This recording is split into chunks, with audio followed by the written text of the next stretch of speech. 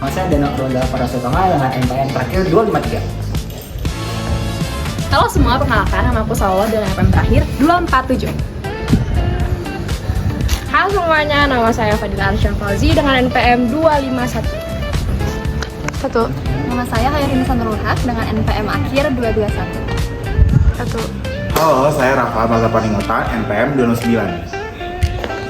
Perkenalkan, nama saya Daryl Jonathan dengan MPM terakhir 278.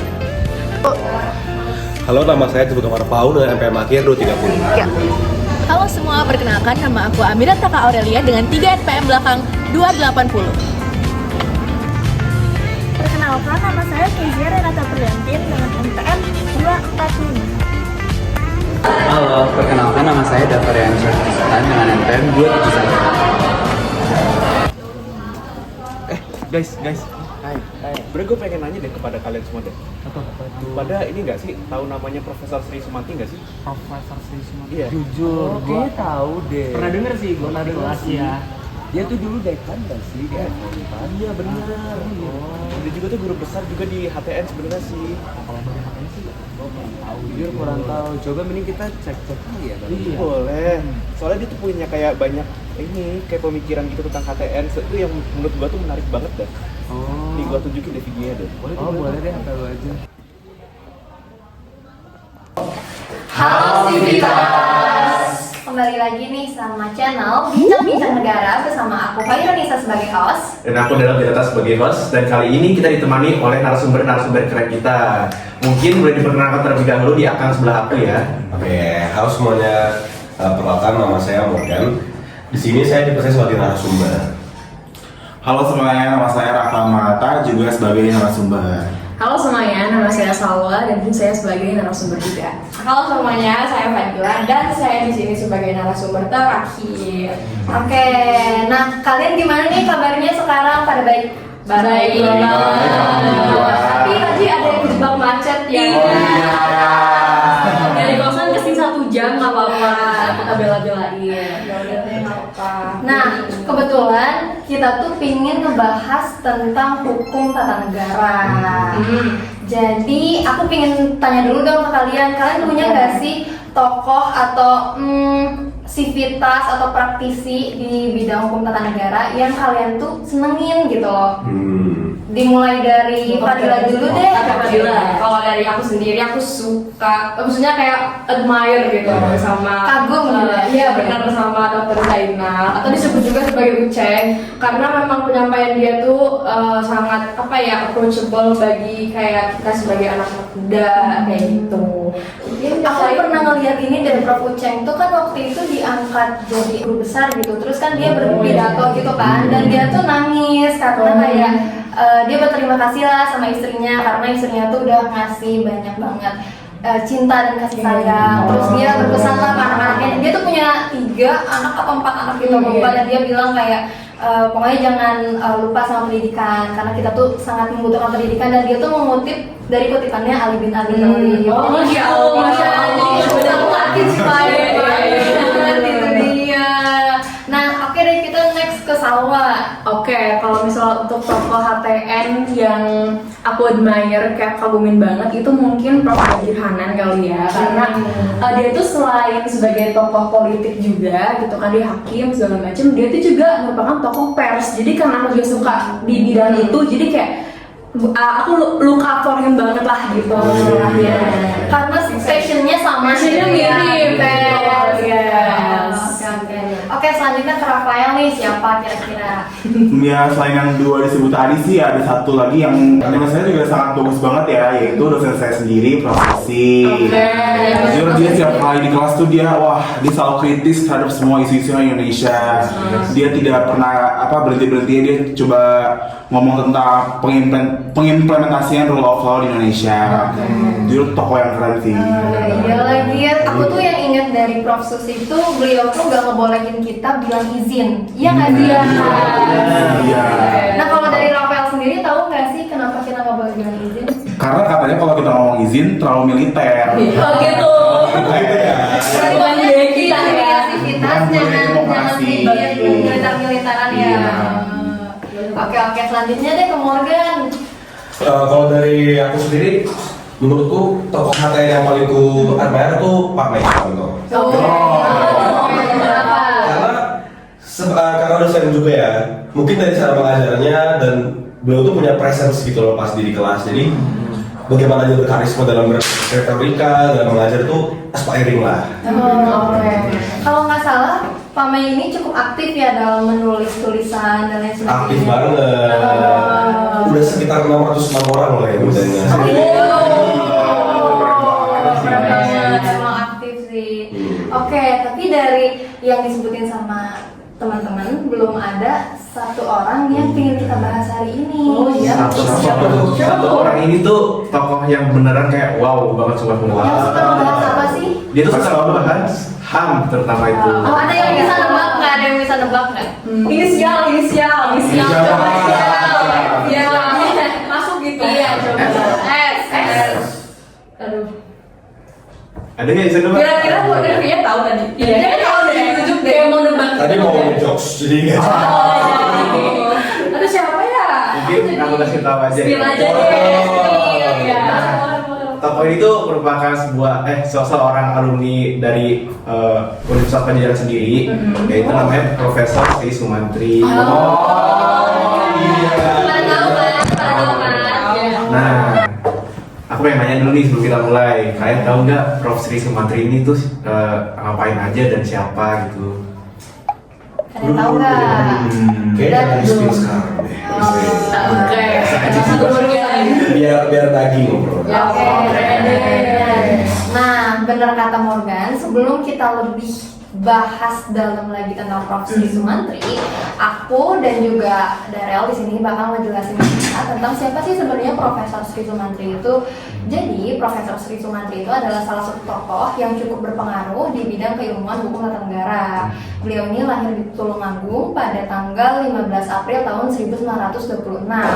Nah, beliau ini kan terkenal banget itu sama akademisi dia kan, terus dari postingan-postingan akademik dan sebagainya. Tapi beliau juga punya peranan penting lainnya, yaitu beliau juga sebagai penggerak kemerdekaan, beliau juga sebagai aktivis politik, terus juga pernah menjabat sebagai anggota di Konstituante. Lalu yang terakhir adalah beliau merupakan Ketua Komisi Konstitusi di Republik Indonesia pada tahun 2003. Nah, dari banyaknya peranan itu, memang yang paling menonjol itu di bidang akademik, karena memang beliau pernah menjabat menjadi guru besar di Fakultas Hukum Universitas Padjadjaran dan pernah menjabat menjadi dekan di FH 4 juga pada tahun 1981 sampai 1987. Nah, kalau dari Darjo gimana? Nah, mungkin berdasarkan dari aku tuh ingin membahas tentang perkembangan keilmuan HTN-nya terutama di Indonesia ya. Oke.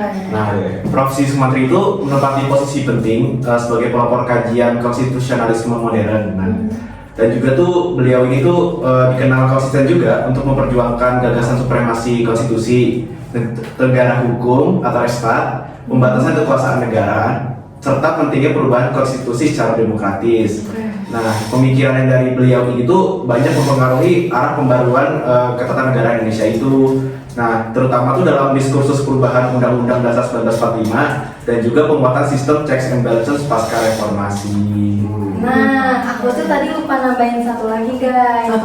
Prof Sri Sumantri ini merupakan orang yang membangun Departemen Hukum Tata Negara di FH 4.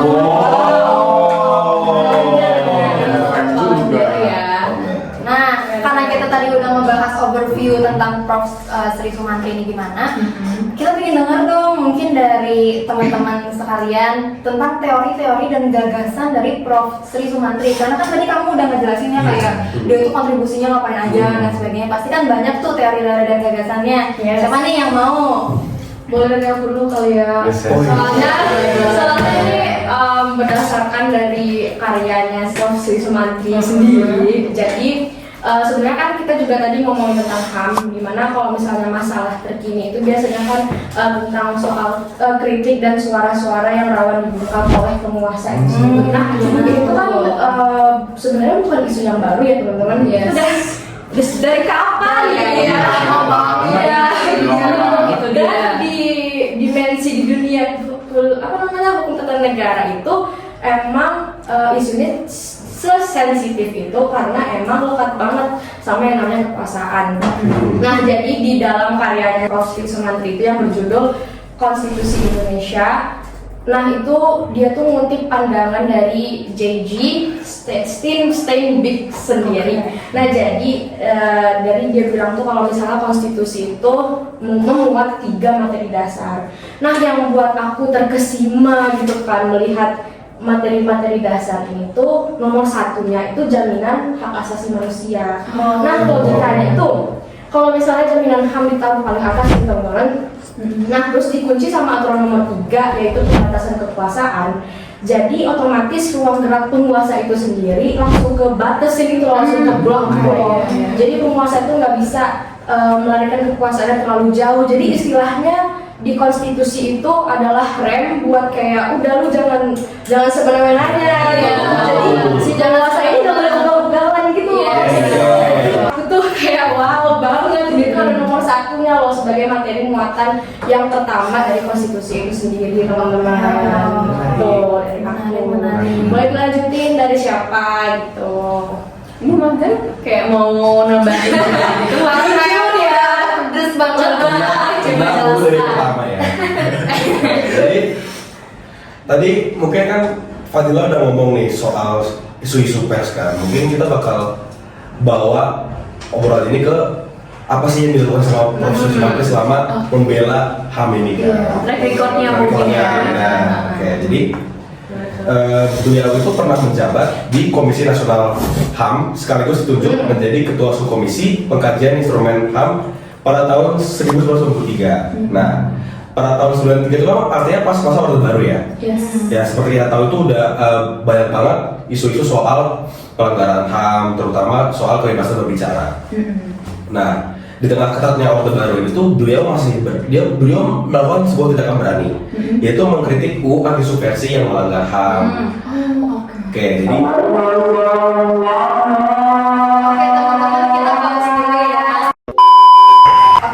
kita lanjut lagi. Tadi gimana kemudian penjelasannya seperti potong? tadi kan ada terpotong kayak jadi so far kan tadi kita bahas soal UU anti subversi ya.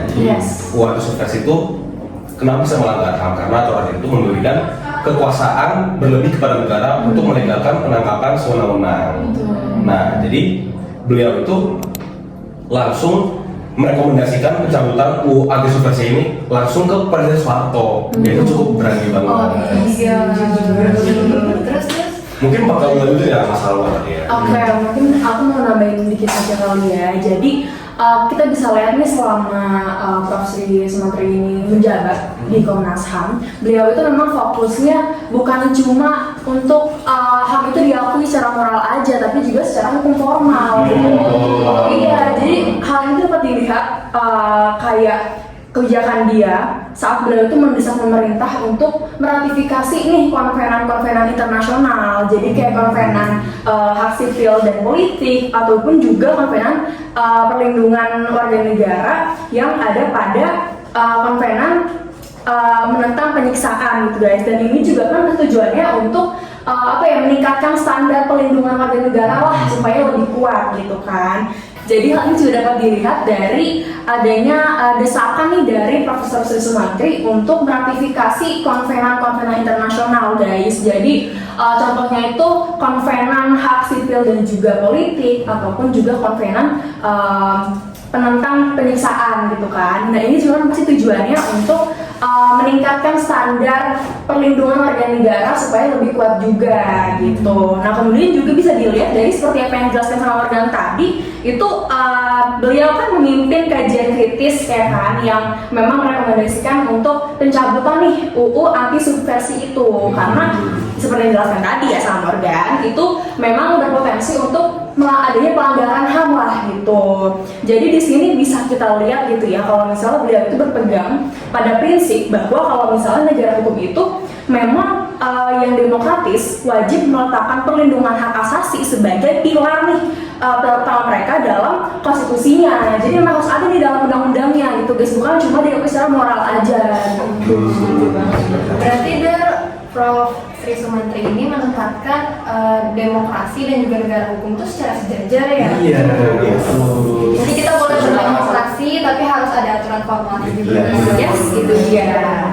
Berarti emang cukup ini ya, cukup berkontribusi. Iya, kontribusi besar banget. Apalagi yang tadi dibilangin sama Morgan soal yang waktu pas beliau melakukan aktivitas di zaman Orde Baru. Menurutku itu cukup berani gak sih? Itu bold banget sih.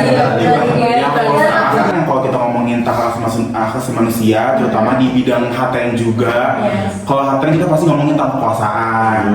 Nah, salah satu yang di-highlight sama Prof. Sri Sumantri ini, bagaimana kekuasaan itu bisa membuat seorang tuh bisa melanggar hak dasar rakyat yang lain. Seperti contohnya nih, tahun lalu kalau nggak salah tuh ada demo besar-besaran karena apa? Karena ojol ditabrak. Karena kekuasaan lebih tinggi daripada. Nah, itulah salah satunya. Gimana tuh? Nah, benar. Atau misalnya kayak aktivis atau orang yang berdemo ditangkap, itu termasuk juga. Dipulangkan juga. Berarti itu termasuk melanggar HAM. Betul. Sama berat banget sih itu. Terus misalnya apa lagi ya? Sebenarnya guys, kalau ditarik ke lama banget nih ya sebenarnya. Ini sebenarnya isu yang emang nggak orang-orang sering ngomongin. Jadi di peristiwa 1965 itu ada yang namanya eksil. Oh iya, eksil ini beneran nggak disorot sama sekali. Masalah itu yang ada filmnya itu nggak sih? Iya. Maksudnya itu kan ya kalau di peristiwa 1965 itu yang disorot tuh kan ini kan, nah iya G13 PKI kan. Tapi mereka tuh nggak pernah ngomongin tentang mahasiswa yang belajar di luar negeri terus gak bisa balik lagi ke Indonesia. Itu karena mereka disuruh dari Soeharto. Iya. Sedangkan kan mereka juga gak tahu tuh kondisi politik Indonesia di zaman tuh ya pokoknya mereka gak tahu sama sekali. Mereka gak ada aksesnya dengan media yang sangat Mereka terpaksa gak boleh pokoknya paspor mereka tuh kayak disita. Itu kayak sebelah pihak banget, sedangkan mereka nggak tahu apa-apa gitu loh soal yang ada yang terjadi di Indonesia saat itu. Dan mereka puluhan tahun itu nggak bisa balik ke sini, nggak bisa teman-teman di rumah. Nah itu beneran isu yang sebenarnya harus dibawa lagi ya, kayak buat kita gitu karena memang dikit banget yang bahas biar lebih aware juga ya. Bahkan film tadi yang dibilang si Salwa itu beneran gak ditayang, gak dibolehin tayang layar bersama Jadi kayak wah ini tuh apa ya demokrasi ya? Iya. Padahal itu karya dari anak bangsa sendiri kayak gitu. Memang ada kebanyakan kayak berita ataupun kayak cerita di media tuh emang ya dibuatnya sama pemenang nggak sih? Iya, sama penguasa. Jadi emang agak sulit ya kalau misalnya kita mau lihat realitanya seperti apa gitu. Dan lagi yang tadi diomongin sama Fadila itu ada filmnya tau guys, judulnya Surat dari Praha. Itu nyeritain tentang orang yang paspornya ditarik dan dia nggak bisa untung-untung dia nggak bisa pulang di luar negeri, dia benar-benar nggak tahu dan krisis identitas dan sebagainya. Sedangkan di Indonesia tuh dia punya cinta kayak gitu, dia punya seorang yang dia cintai. Itu tragis dari itu kan cuma soal cinta doang, mungkin di luar sana yang nggak difilmin ada yang keluarganya atau keluarganya sahabat. Itulah kenapa guys, everything is political ya. Jadi kalau kita melek politik itu kita artinya peduli sama diri kita sendiri karena semuanya political guys. Dan aku sangat, dan kita semua ya khususnya di sini sangat berterima kasih sama Prof. Sri Sumantri karena beliau benar-benar menegakkan HAM dan benar-benar berani banget banget ke pemerintah kayak gitu. Nah, sayangnya sesi ngobrol-ngobrol kita udah berakhir. Padahal mau extra time. Padahal pengen nambah satu kasus lagi. Oke, segitu aja dari aku dan dari Jo, dari Salwa, Fadila, Morgan dan juga Rafael. Semoga kita bisa ketemu lagi di channel Bincang-Bincang Negara. Selamat Sama-sama. Jadi gitu guys pemikirannya Prof. Sumantri itu. Insightful banget sih. Parah. Iya. Makasih ya udah ngasih tahu kita. Thank you ya, informatif banget. Iya, senang membantu guys. Guys, kalian udah nonton belum sih podcast tentang Bincang-Bincang Negara yang bahas soal pemikiran Prof. Sumantri terkait HAM? Udah. Nah, itu tuh bahas tentang apa sih? Nah, bahasnya dari podcast Bincang-Bincang Negara itu soal pemikiran Prof. Sumantri sendiri. Nah, yang paling krusial dari podcast itu ternyata itu adalah bagian yang sebenarnya simpel tuh. Nah, kalau menurut Prof. Sumantri itu, HAM itu harus menjadi inti dari konstitusi itu sendiri, bukan cuma bahan pelengkap doang. Nah, beliau bahkan mengutip pendapat dari J.G. Stenbeek yang bilang bahwa salah satu unsur terpenting dari sebuah konstitusi itu adalah ya hak-hak warga negara itu sendiri. Bener banget. Jadi kan sebenarnya HAM itu megang peranan penting ya, bukan sekadar wacana ya di Indonesia, karena dia juga sendiri diatur dalam konstitusi, di mana itu tuh menjadi batas antara kewenangan negara terhadap warganya sendiri. Jadi negara tuh nggak bisa melakukan hal yang sewenang-wenang sama kita sebagai masyarakatnya karena udah tertulis juga di konstitusi gitu. Oh, berarti itu nyambung dong sama konsep dari konstitualisme, di mana setiap negara mempunyai batasnya sendiri dan batasnya itu adalah konstitusi.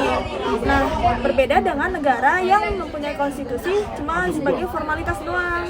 Nah, kalau dikaitin sama negara kita Indonesia, sebenarnya pemikiran beliau ini udah ada nih, udah diakomodir nih setelah reformasi ini. Nah, yaitu dari lahirnya bab 10A UUD tahun 45 tentang hak asasi manusia itu sendiri. Indonesia itu akhirnya secara normatif menempatkan HAM itu sebagai konstitusional, bukan cuma moral atau politis lagi. Iya, dan itu sebenarnya perubahan yang jujur besar banget ya dibandingkan saat masa Orde Baru waktu zaman pemerintah Soeharto tuh menjabat. Karena dulu tuh bahkan HAM itu dianggap sebagai pengganggu stabilitas negara.